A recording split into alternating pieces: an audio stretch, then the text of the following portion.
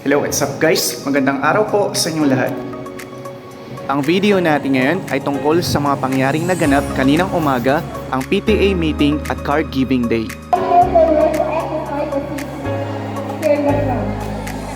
Kasama natin dito ang mga masisipag na faculty members and staff ng Natividad National High School at ang mga proud parents.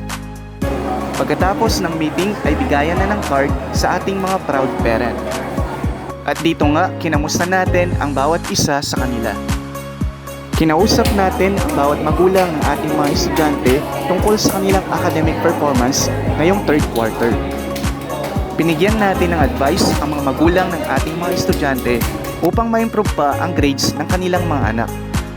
Kasama natin dito si Sir Erwin, ang napakasipag na practice teacher from Pangasinan State University.